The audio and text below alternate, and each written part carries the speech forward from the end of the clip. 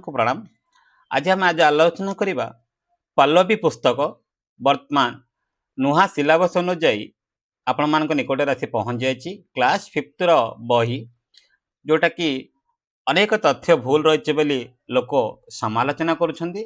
तही भितर गोटे ठीक जिनसटा भूल बोली लोक इस सामाजिक गणमाध्यम रे अनेक समालोचना करुछंती, जहाँकि समस्ते छोट पिलाटू वृद्ध पर्यंत समस्ते छोट छोट वीडियो बनई कि लोकलोचन को आसुछंती।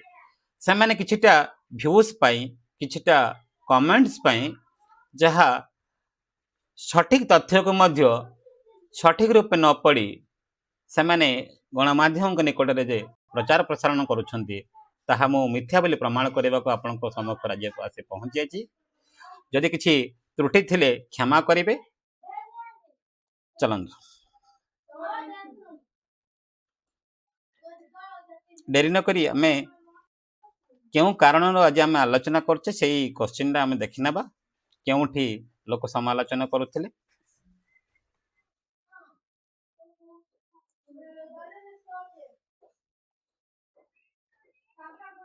देखो ये जो 3 नंबर क्वेश्चन रही read and enjoy the following story. ये जो क्वेश्चन रही sir Isaac Newton was a great scientist. से जने विख्यात वैज्ञानिक थे। He was very busy all the time thinking is own thoughts. से सदा सर्वदा से चिंतार से व्यस्त थे। सो फॉरगेटफुल से किसी जिनिस भूली जाउथिले। तो से थिले सर आइजैक न्यूटन। एथिरे क्वेश्चन थिला write T for the true statement and F for the false statement in the box given for each। यदि संपूर्ण ओडिया भाषा रे मु आपन को अवगत कराइदा पन जाउची तळे केतोटी वाक्य रहिछि सेतिर कोन से वाक्य ठीक ता ठीक चिन्ह दियो आ भूल ताहले भूल चिन्ह दियो।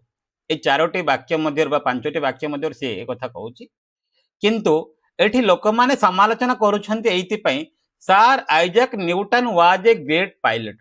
यही वाक्यटा ही पढ़ी दौरान सर आइजैक न्यूटन जड़े पायलट थे, जड़े लोक पायलट थे, लोक पायलट बा पायलट थे बा लोक। तो ये जो पायलट कथा जो आसीगला एठी ही समालोचना कर चलुछंती, किंतु यार ऊपरटा रही sir Isaac Newton was a great pilot. इटा ट्रू और फॉल्स। जदि ट्रू कहले टी लेख आ फॉल्स कहले एफ लेख। पिला माने कि विज्ञ लोक माने समस्त को ए जिनसटा वास्तव कथाटा मो लोकलोचन नेबा पई जाउछि।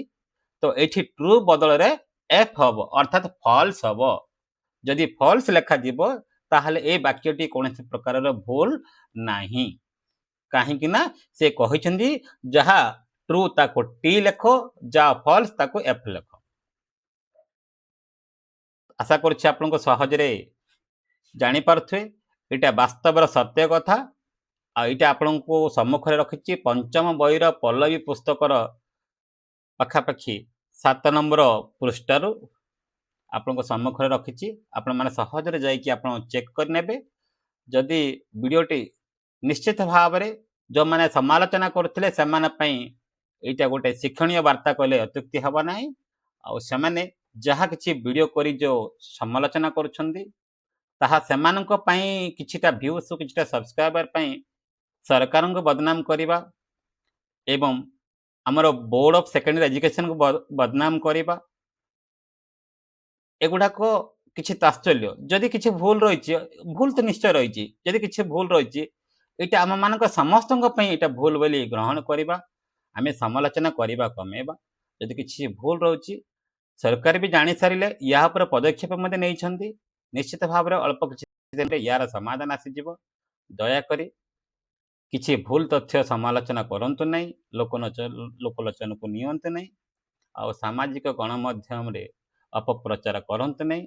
यहाँ केवल ओडिशा रे रोहनी ओडिशा बाहर को मध्य प्रचार प्रसारण हो जाउछि, जहाँ ओडिया जाति उत्कल माटी बा ओडिशा को गोटे अपवाद अपमान होउछि, एथिर संदेह नहीं।